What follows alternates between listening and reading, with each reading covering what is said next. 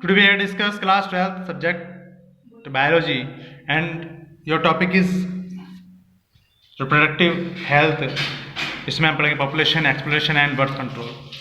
तो हमने previous video में बताया था, अब हमको आपको बताते कि इंडिया में बहुत सारे प्रोग्राम चल रहे हैं RCH reproductive and child health care से।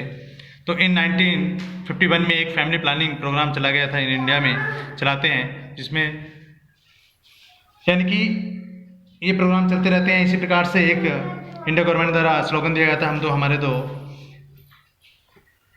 तो ऐसी बहुत सारी चीज़ें बर्थ कंट्रोल को, पॉपुलेशन को किस प्रकार से कंट्रोल में करा जा सकते हैं, जैसे CDRI द्वारा, सेंट्रल ड्रग रिसर्च इंस्टीट्यूट द्वारा जो लखनऊ में है, उसके द्वारा एक फीमेल कॉन्ट्रैक्टिव पिल्स बनाई गई, इसका नाम था सहेली। ये सबसे पहले बनाया गया था, ठीक है। ये कैसा अवेलेबल थी free of cost in all district hospitals across the country, ठीक है। तो ये साइंटिस्टों द्वारा बनाया गया था। इसी प्रकार से गवर्नमेंट ने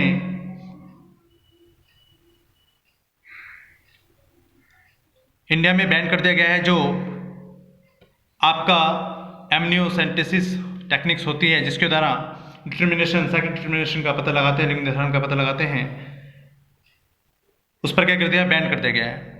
इसी प्रकार से गवर्नमेंट हैज आल्सो सेचुरिटी रेज्ड एक मैरिज आपके मैरिज एबल एज बनाई गई है, यानी कि 18 ईयर किसके लिए, गर्ल्स के लिए, 21 ईयर बॉयज़ के लिए।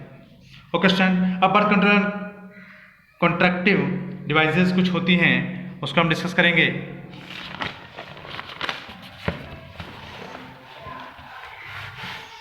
तो स्टूडेंट्स,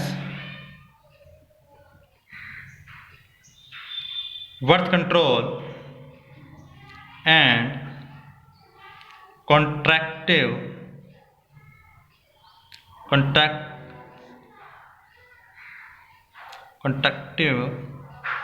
डिवाइसेस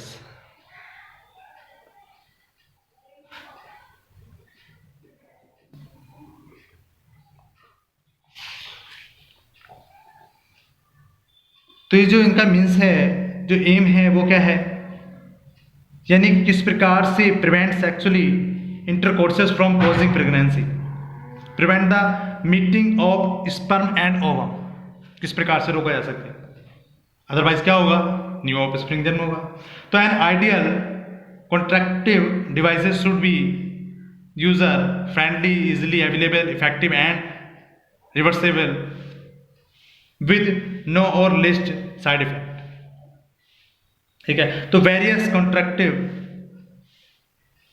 आपकी वेरियस कॉन्ट्रासेप्टिव्स आर अवेलेबल।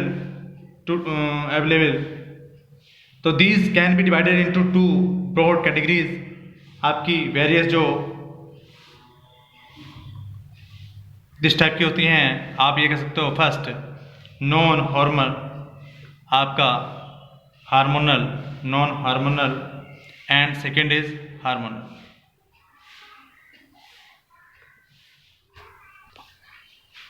अब स्टूडेंट्स, जो आपके नॉन हार्मोनल कॉन्ट्रासेप्शंस होते हैं या कॉन्ट्रासेप्टिव्स होते हैं, तो non hormonal contraceptions works by either preventing sperm fertilization and egg, okay, और preventing the implantation of a fertilized egg into the living of the bone। तो द मेन मेथड्स आर, एक तो होता है आपका नेचुरल फैमिली प्लानिंग, ठीक है, या वेरियर मेथड्स, या आपका IUCDS से बोलते हैं आपका इंट्रा यूट्राइन कॉन्ट्रासेप्टिव डिवाइसेस, ठीक है। और नेक्स्ट है आपका स्टेरिलाइजेशन। स्टेरिलाइजेशन में क्या होता है, वेसेक्टॉमी और ट्यूबेक्टॉमी, ठीक है। नेचुरल फैमिली प्लानिंग करते हैं, NFP करते हैं इसमें, ठीक है। वेरियर मेथड होते हैं बहुत सारे। RC आपका आता है, जो IUCDS होती हैं, इंट्रा यूट्राइन कॉन्ट्रासेप्टिव डिवाइसेस होती हैं, जैसे आपका कॉपर टी वगैरह है, ठीक है।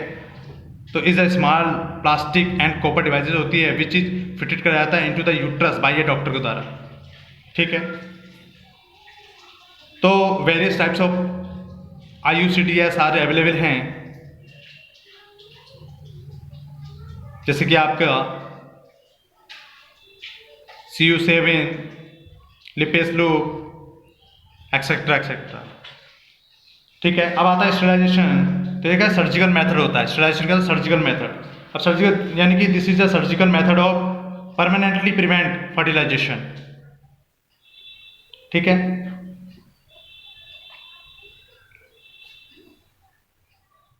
तो इसमें आता है आपका वेसेक्टोमी। तो वेसेक्टोमी में क्या होता है student, man are sterilize in a producer called a vasectomy. यानी this is a minor operation होता है, यूजुअली परफॉर्म होता है अंडर लोकल एनेस्थेटिक।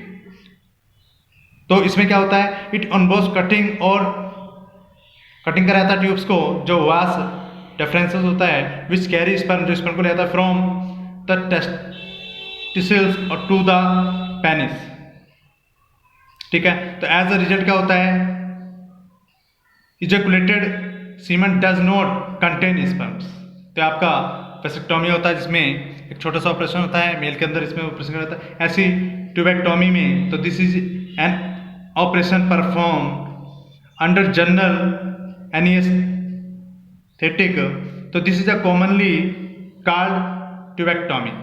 तो in this method both fallopian tube are cut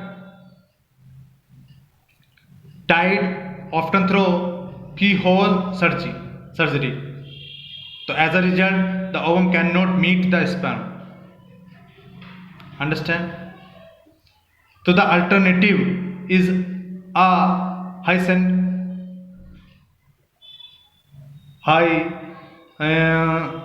hysterectomy, removal of the bone, after which pregnancy is impossible. Understand? तो this type की होती हैं।